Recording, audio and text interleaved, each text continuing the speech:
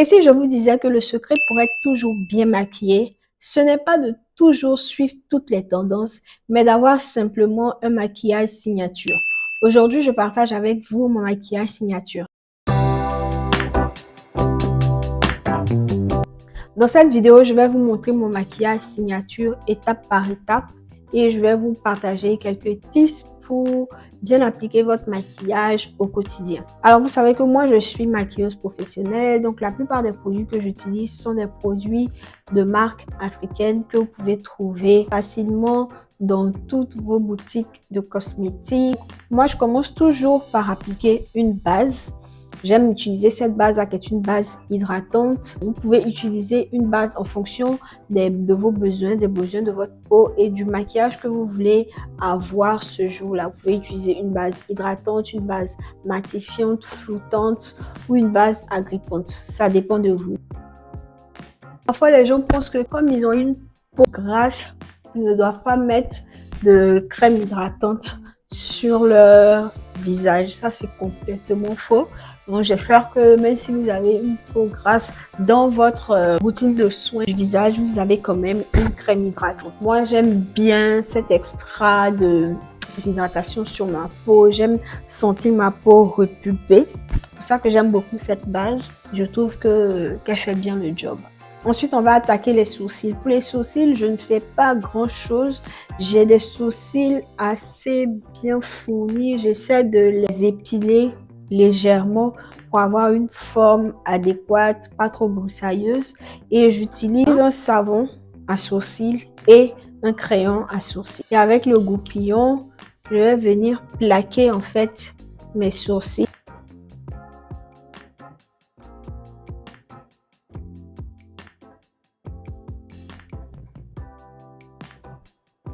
Une fois que mes sourcils sont bien plaqués, je vais les rediriger en fait, bien les placer comme ça.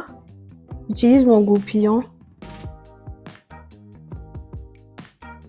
pour leur donner une forme. Et voilà. Souvent quand on utilise ce genre de produit, on a les sourcils un peu gras, un peu brillants. Vous pouvez rajouter par-dessus une poudre pour estomper ça. Je vais utiliser ma palette de poudre Beauty. C'est une palette qui est assez complète. Il y a plusieurs teintes à l'intérieur. Se présente comme ça.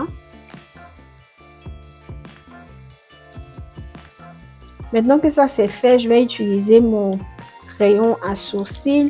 J'aime beaucoup celui-là. Je l'ai acheté à China Mall. Je trouve que la teinte est parfaite. Ça ne marque pas trop fort, mais pourtant ça fait le job. Je vais juste remplir en fait les zones où il n'y a pas assez de poils.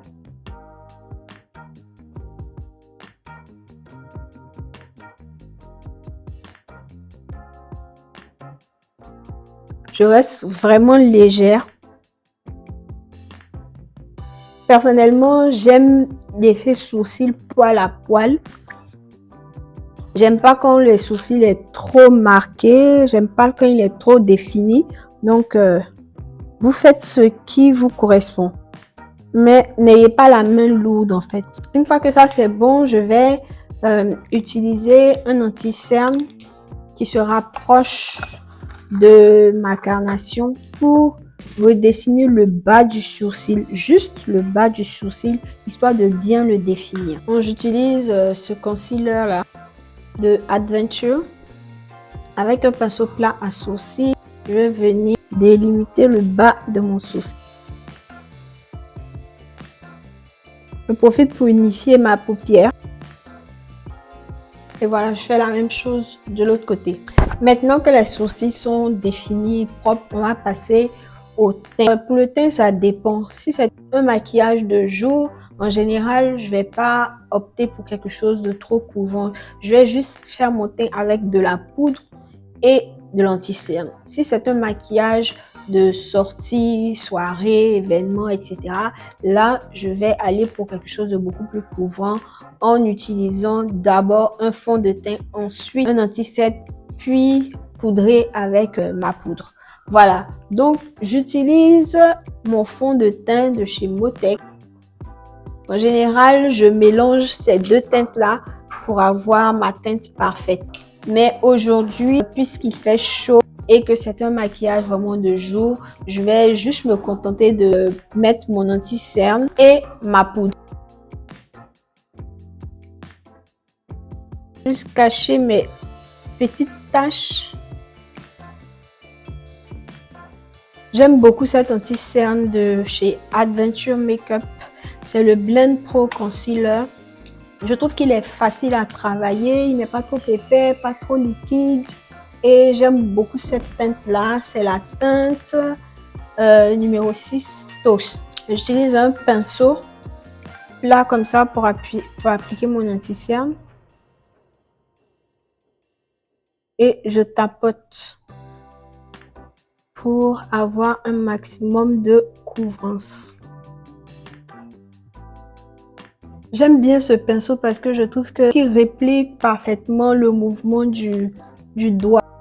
Vraiment, j'applique partout. Je trouve que j'ai besoin d'unifier un peu le teint. Parce que comme je vous ai dit, je vais porter que de la poudre. Donc c'est important en fait de bien cibler les petites taches du visage. Et les petites zones qui ne sont pas bien unifiées. Comme le contour de la bouche, les plis des narines là. Et je rajoute pas de la matière, hein. C'est vraiment ce qu'il y a sur mon pinceau que j'utilise sur le reste de mon visage. Une fois que ça c'est fini, je vais maintenant utiliser mon éponge pour vraiment bien estomper, enlever toutes les démarcations. Je n'utilise jamais juste l'éponge parce que je trouve que ça boit trop le produit, et je n'utilise jamais seulement le pinceau parce que j'aime bien avoir un teint net sans démarcation. Donc pour moi, les deux accessoires se complètent. Une fois que mon teint est bien uniforme, je vais reprendre ma palette de poudre pour fixer. Je vais utiliser ma houppette avec une teinte un peu plus claire que ma carnation. Voilà. Je vais fixer le dessous de mes yeux.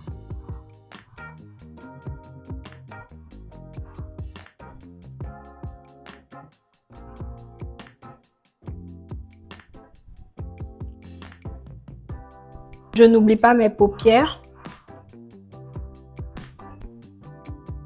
Maintenant que ça c'est fait, je vais poudrer le reste de mon teint. Je vais mélanger ces deux teintes-là.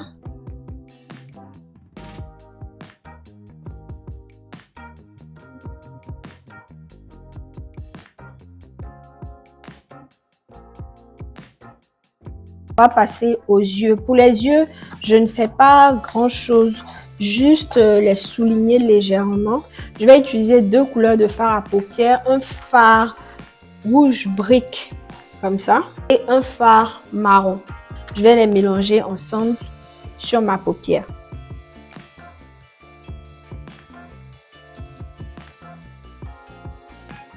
J'applique vraiment sur toute ma paupière mobile, histoire de donner vraiment un léger effet de couleur.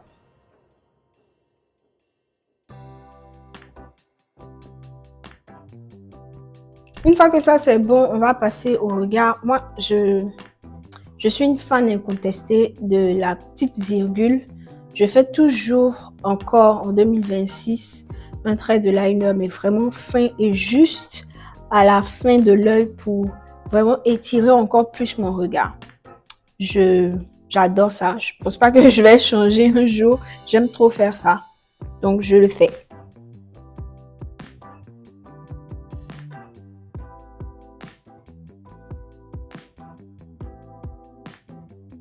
Surtout que je ne porte pas de faux cils.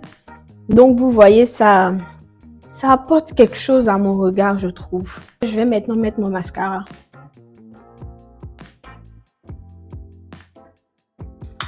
Les yeux, c'est fini. Le teint, c'est presque fini.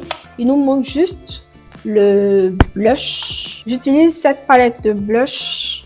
Il y a 10 teintes, toutes aussi belles les unes que les autres. J'avoue que j'ai l'habitude de mettre celui-là tout le temps.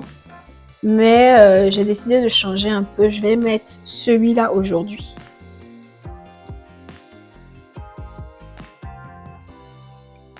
Quand vous mettez votre blush, mettez-le ici, sur le haut de la pommette, en remontant, pour avoir un effet lifté.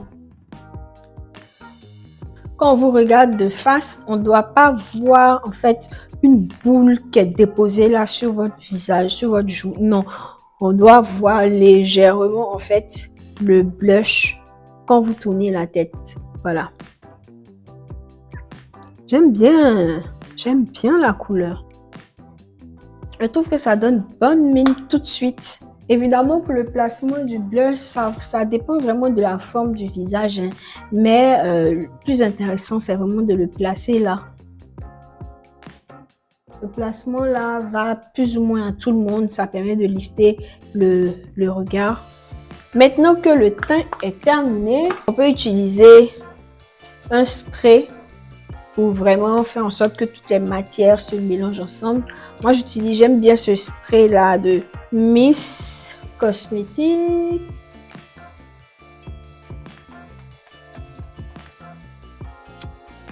Oh, mon spray a l'air d'avoir un problème. Oh non. Bon, bref. Une étape à ne pas louper. En tout cas, si vous voulez que toutes les matières se fondent ensemble, vous mettez un spray fixateur. On va terminer avec les lèvres. Pour les lèvres, franchement, je ne fais pas grand chose. Mon combo lèvres, c'est crayon et du gloss. Je dessine bien le contour de mes lèvres.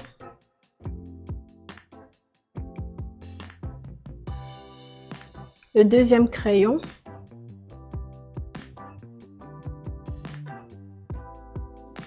Et le gloss.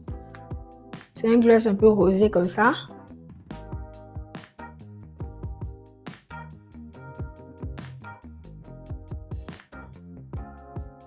Si vous voulez apporter plus de sécurité à votre maquillage, n'oubliez pas que ça coule.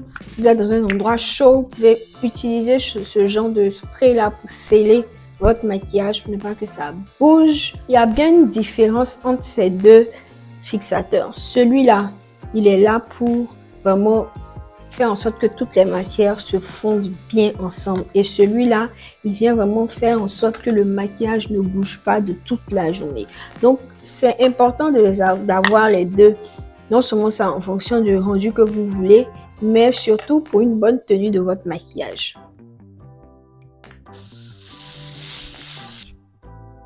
Et voilà, c'est tout pour mon make-up signature.